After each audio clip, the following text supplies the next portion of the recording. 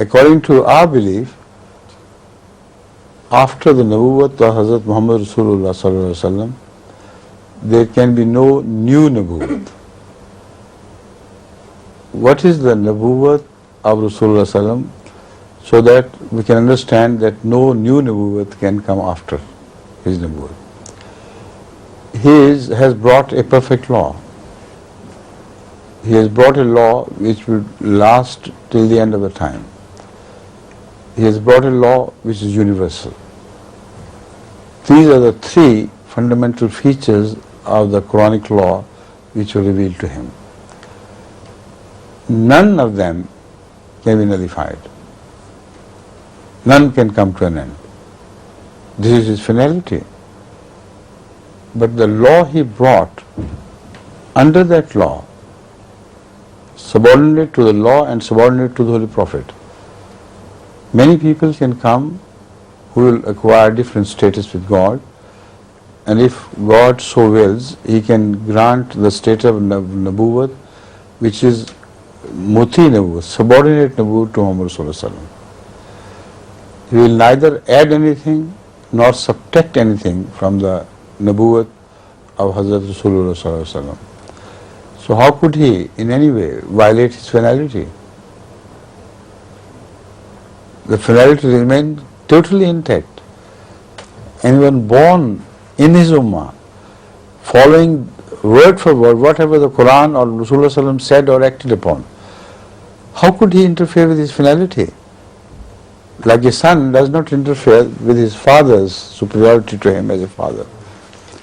So this is our belief of Khatm Nabuwwat. It is very clear, no contradiction in it. But those who deny this, who reject this belief, it is their belief which has to be criticized, and unless you begin to inquire from them their concept of Khatm Nabuwwat, you can't come to this point. Whenever you do, you must start the issue of Jesus Christ coming again. Whenever you put it to a conventional mullah, it is one point from which he cannot escape. He will have to admit that although he considers Hazrat Muhammad Rasulullah Sallam to be final in time, absolutely final in time, yet he does believe at the same time that Jesus Christ would come again. Come again as an ordinary person? No, as a prophet of God. The same prophet who was sent to Israel. This is where the contradiction in their belief begins and becomes apparent. If Jesus can come again as a prophet of God, who does not belong to his ummah, who has not been raised to the prophethood by following Hazrat Muhammad Rasulullah and his teachings, then he has to be exactly the same prophet as was raised to prophethood by Allah during the time of Ummat al-Musawi, that is Moses' people, and that time came to a close after Jesus Christ appeared.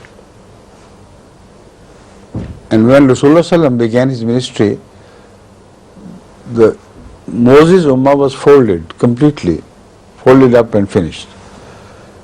So a prophet from that Ummah is brought to this Ummah, that is violation of the finality. So when you inquire from this, what's it? They tell you it's a strange story. Say, no, you don't understand. God declared Prophet Muhammad to be final in time, right? Yet he knew there will be need for a new prophet. So their own stupidity they try to transfer to God. What manner of God that would be, who knew that the new need for a prophet would arise, yet he declared Prophet Muhammad Rasulullah to be final. So they say, no, you do not understand fully. God knew. So that is why he preserved an old prophet and sent him up to the sky to wait there until he is called back. So in this way, God could not be accused of any violation of what He Himself had said. If anybody inquires, Allah can say, no, no, this is not a new prophet, it's an old prophet. Come again. Okay. If he is an old prophet come again, then he must remain confined to that prophethood which was given to him prior to Ahmad Sallallahu Alaihi Wasallam. If that prophethood is completely demolished and a new prophethood is granted to him to suit the need of Ummah, then he is a new prophet. You see? You are a newcomer, you should understand it very clearly. Either he has to be taken according to the mullahs as an old prophet preserved by God for a rainy day. Or, if that, then what will he do in the Ummah of Muhammad Sallallahu Alaihi Wasallam? What he couldn't do even in his own Ummah. He left only 30 believers while he lived. According to the New Testament, Right. but this is what he did. And 2 of them renegated, leaving 28 behind. So a prophet who addressed the Ummah of Moses met with only this success during his earlier sojourn on earth. Now when he is brought back again, if he is that old prophet, then that prophet was confined only to the affairs of Ummah of Moses. According to history and according to the words of the Quran, which say, Rasulan ila Bani Israel, we made Jesus Christ only a prophet to the house of Israel.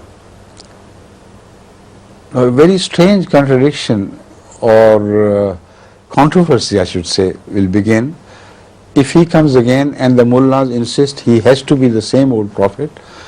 Then what would be the Quran? How could the Quran would describe him? And what would he claim? He'll come to address the Ummah of Muhammad Sallallahu Alaihi Wasallam and said, I am the same old prophet come again, and now I am addressing you, all the Ummah of Muhammad Sallallahu Alaihi Wasallam and all the world entirely. So the people may remind him, look here, the Quran, we understand your difficulty, you have not read the Quran. Because the Quran was not simultaneously revealed to you as it was revealed to Muhammad Sallallahu Alaihi Wasallam. So whatever you were doing upstairs, the message of Quran did not reach you. This is your problem. And that Quran which was revealed to us, Muhammad Sallallahu Alaihi Wasallam said, Rasulan ila Bani Israel, a messenger only to the house of Israel. So go back to Israel. The state is still there, it's created anew for you. What are you doing here? Shall we believe you or shall we believe the Quran? Tell us. If you want us to believe in the Quran, which will not finish, this is Khatamiyat. When you declare to have come to an end, even a single jot of the Quran, you reject the Khatamiyat of Muhammad Sallallahu Alaihi Wasallam because he is Khatam, he is final, along with his message.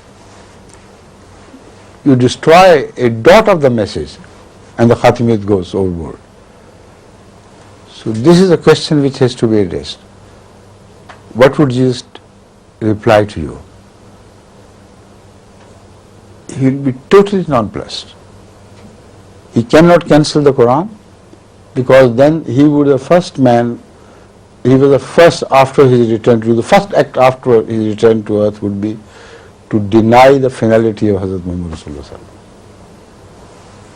To impose his prophethood, he will have to deny the finality of Hazrat Sallallahu Alaihi Wasallam.